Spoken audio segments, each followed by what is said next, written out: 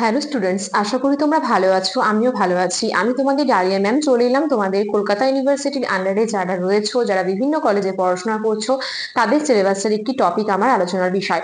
আলোচনা শুরু করার আগে তোমাদের একটি ইনফরমেশন দিয়ে রাখতে চাই যে আমাদের সাথে যদি তোমরা মেজর অনলাইন ক্লাসে যুক্ত হতে চাও মেজর বেঙ্গলি, তাহলে অবশ্যই আমাদের দেওয়া নাম্বারে যোগাযোগ করো। আমাদের যোগাযোগ নাম্বার 6295916282, আরেকটি নাম্বার 7076398606। তোমরা এই নাম্বারে অ্যাডমিশন হয়ে যা কিছু নোটস রয়েছে তোমাদের সিলেবাসের পেয়ে যেতে পারো। অবশ্যই যাদেরকে বলছি তারা আর কোনো সেমিস্টার নয়, সেকেন্ড সেমিস্টার মেজর বেঙ্গলি যারা রয়েছে ক্যালকাটা ইউনিভার্সিটির আন্ডারে, তাদের উদ্দেশ্যে বলছি স্টুডেন্টস, আমার অনলাইন ক্লাস কিন্তু শুরু হয়ে গেছে। যারা আমার সঙ্গে যুক্ত হতে চাইছো তারা খুব তাড়াতাড়ি এই নাম্বারে যোগাযোগ করো এবং নোটগুলো কালেক্ট করে নাও। তাহলে দেখো, আজকে আমি তোমাদের যে বিষয়টি নিয়ে আলোচনা করব সেটা হচ্ছে উচ্চারণের প্রকৃতি অনুযায়ী ব্যঞ্জন ধ্বনি কি সেটা। এর আগের যে তোমাদের সেকেন্ড সেমিস্টারের সিলেবাসটা রয়েছে সেখানে তোমাদের আলোচনা করেছি উচ্চারণ স্থান এবং উচ্চারণ প্রকৃতি অনুযায়ী স্বরধ্বনি শ্রেণীবিভাগ এবং উচ্চারণ স্থান অনুযায়ী ব্যঞ্জন ধ্বনি। ঠিক আছে, এগুলো আমার আলোচনা হয়ে গেছে। যারা দেখোনি অবশ্যই আমার আগের ভিডিওগুলো দেখবে এবং তোমাদের কতটা ভালো লাগলো আমার ভিডিওটি অবশ্যই আমাকে কমেন্ট বক্সে জানাবে। আর যদি আমার ক্লাস তোমাদের ভালো লাগে থাকে অবশ্যই চ্যানেলটি সাবস্ক্রাইব করো এবং আমার পাশে চ্যানেলটি সাবস্ক্রাইব করে নোটিফিকেশন অল করে রাখো এবং আমার দেওয়া যে ভিডিওগুলো রয়েছে সেগুলি লাইক কমেন্ট শেয়ার করে আমাদের পাশে থাকো। তাহলে চলো বেশি কথা না বাড়িয়ে আজকের ক্লাস শুরু করা যাক।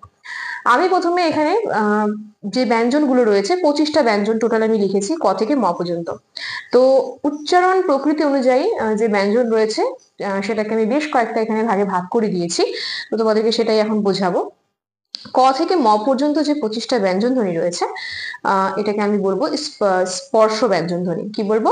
স্পর্শ ব্যঞ্জন ধ্বনি। এই 25টা ব্যঞ্জনকে আমি স্পর্শ ব্যঞ্জন ধ্বনি বলছি। এবার এই প্রত্যেকটা বর্গে 5টা করে ব্যঞ্জন বর্ণ রয়েছে। ক বর্গে 5টা রয়েছে, চ বর্গে 5টা, এভাবে যে কটা রয়েছে 5টা করে ব্যঞ্জন বর্ণ রয়েছে। তো এই প্রথম যে লাইনটা রয়েছে সেই লাইন দিয়ে আমি শুরু করছি। দেখো, প্রথমে আছে ক, খ, গ, ঘ, উম, 5টা ব্যঞ্জন রয়েছে এখানে। এই 5টা ব্যঞ্জনের মধ্যে কোনটা ঘোষ আর কোনটা অঘোষ ধ্বনি সেটা আমি তোমাদের আগে জানাবো। দেখো, ঘোষ ব্যঞ্জন কোনগুলো মনে রাখার যেভাবে মনে রাখবে আর কি, যে প্রত্যেকটা বর্গের দ্বিতীয় এবং যে চতুর্থ ব্যঞ্জন রয়েছে সেটাকে আমরা তৃতীয় ও চতুর্থ যে ব্যঞ্জন রয়েছে সেটাকে আমরা বলবো ঘোষ ব্যঞ্জন। ঠিক আছে, তাহলে তৃতীয় এবং চতুর্থ কোনগুলো হচ্ছে তোমরাই দেখো। ক, খ, গ, ঘ, উম, এখানে 1 2 3 4 5, তাহলে 3 নাম্বার আর 4 নাম্বার যে ব্যঞ্জনটা রয়েছে সেটা হবে ঘোষ ব্যঞ্জন। ঠিক সেভাবে যদি নিচেরটাতে আসো তাহলে হবে জ আর ঝ। ঠিক সেভাবে যদি এখানে আসো ড ঢ, দ ধ, ব ভ, অর্থাৎ প্রত্যেকটা বর্গের তৃতীয় এবং চতুর্থ ব্যঞ্জনকে আমরা বলবো ঘোষ ব্যঞ্জন। এবার বলি অঘোষ ব্যঞ্জন। অঘোষ ব্যঞ্জন কোনগুলো? বর্গের প্রথম ও দ্বিতীয় যে ব্যঞ্জনগুলো রয়েছে সেগুলোকে আমরা বলবো অঘোষ ব্যঞ্জন। দেখো, এবং ক খ, চ ছ, ট ঠ, ত থ, প ফ, এই প্রত্যেকটাকে আমরা বলবো হচ্ছে আমাদের অঘোষ ব্যঞ্জন। তাহলে তোমরা বুঝতেই পারলে যে বর্গের দ্বিতীয় এবং প্রথম এবং দ্বিতীয় ব্যঞ্জনকে আমরা অঘোষ ব্যঞ্জন বলছি এবং তৃতীয় এবং চতুর্থ ব্যঞ্জনকে বলছি ঘোষ ব্যঞ্জন। এবার চলে আসি মহাপ্রাণ এবং অল্পপ্রাণ ব্যঞ্জনে। মহাপ্রাণ কোনগুলো? বর্গের দ্বিতীয় আর চতুর্থ যে ব্যঞ্জনগুলো রয়েছে সেগুলোকে বলা হয় মহাপ্রাণ ব্যঞ্জন ধ্বনি। যেমন খ ঘ, ছ ঝ, ঠ ঢ, থ ধ, ফ ভ। দেখো, প্রত্যেকটা ব্যঞ্জনের দ্বিতীয় এবং চতুর্থ বর্ণগুলোকে আমরা বলছি কি? মহাপ্রাণ ব্যঞ্জন ধ্বনি। এবার চলে আসি অল্পপ্রাণ ব্যঞ্জন ধ্বনি। অল্পপ্রাণ ব্যঞ্জন ধ্বনি হচ্ছে বর্গের প্রথম ও তৃতীয়। প্রথম ও তৃতীয় কোনগুলো হচ্ছে? ক, গ, চ, জ, ট, ড, ত, দ, প, ব। বুঝতেই পারছো তোমরা? তাহলে বর্গের প্রথম ও তৃতীয় ব্যঞ্জনকে আমরা বলবো কি বলবো? আমরা বলবো হচ্ছে অল্পপ্রাণ ব্যঞ্জন ধ্বনি। আর দ্বিতীয় আর চতুর্থ ব্যঞ্জনকে বলবো মহাপ্রাণ ব্যঞ্জন ধ্বনি। এগুলো ভালো মতো মাথায় রাখবে। এছাড়াও আমি উচ্চারণ প্রকৃতি অনুযায়ী ব্যঞ্জনকে আরো কয়েকটা ভাগে ভাগ করেছি। তার মধ্যে রয়েছে উষ্ম ব্যঞ্জন। উষ্ম ব্যঞ্জন কোনগুলো? উষ্ম ব্যঞ্জন বা শীষ ধ্বনি আমরা বলি। আমাদের যে স গুলো রয়েছে যেরকম দন্তস্ব, তালিবস্য, মূর্ধন্য স, এগুলোকে আমরা উষ্ম ব্যঞ্জন বা শীষ ধ্বনি বলে থাকি। আশ্রয়ভাগী বা অযোগবাহ ব্যঞ্জন কোনগুলো? উনিশ্বর, বিসর্গ, এগুলো হচ্ছে আশ্রয়ভাগী বা অযোগবাহ ব্যঞ্জন। এবার চলে আসি ঘৃষ্ট ব্যঞ্জন। ঘৃষ্ট ব্যঞ্জন কোনগুলো? ঘৃষ্ট ব্যঞ্জন চ, ছ, জ, ঝ এগুলো হচ্ছে ঘৃষ্ট ব্যঞ্জন ধ্বনি।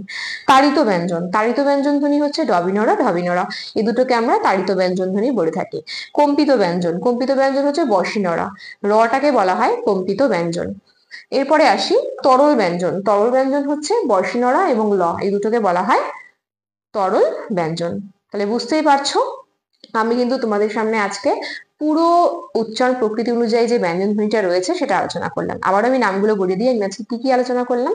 উচ্চারণ প্রকৃতি অনুযায়ী যে ব্যঞ্জন রয়েছে তার মধ্যে রয়েছে ঘোষ, ঘোষ ব্যঞ্জন, অঘোষ ব্যঞ্জন, মহাপ্রাণ ব্যঞ্জন ধ্বনি, অল্পপ্রাণ ব্যঞ্জন ধ্বনি, তাড়িত ব্যঞ্জন ধ্বনি, স্পর্শ ব্যঞ্জন ধ্বনি, এছাড়াও রয়েছে শীষ বা উষ্ণ ব্যঞ্জন ধ্বনি, আশ্রয়ভাগী ব্যঞ্জন ধ্বনি, তরল ব্যঞ্জন ধ্বনি, আর রয়েছে তোমাদের ঘৃষ্ট ব্যঞ্জন ধ্বনি। এই কটা ব্যঞ্জন ধ্বনি আজ আমি তোমাদের সামনে আলোচনা করলাম। তোমরা অবশ্যই বলবে ক্লাসটা দেখার পর যে তোমাদের ক্লাস কেমন লাগলো। যদি ভালো লেগে থাকে অবশ্যই, যদি কেউ উপকৃত হয়ে থাকো তাহলে কমেন্ট বক্সে আমাকে জানাতে একেবারেই ভুলো না। আর যারা আগে ভিডিওগুলো এখনো দেখোনি, সেকেন্ড সেমিস্টার মেজর বেঙ্গলির যে সিলেবাস রয়েছে প্রথম থেকেই আমি আলোচনা করছি, যারা এখনো দেখোনি আলোচনাগুলো দেখো, কেমন লাগলো আমাকে অবশ্যই জানিও। তাহলে আজকের ক্লাস এত পর্যন্তই, দেখা হচ্ছে নেক্সট ক্লাসে আরো একটি নতুন ভিডিও নিয়ে। সুস্থ থাকো, ভালো থাকো, আমাদের চ্যানেলকে ভালোবেসে আমাদের সাথে থাকো। ধন্যবাদ।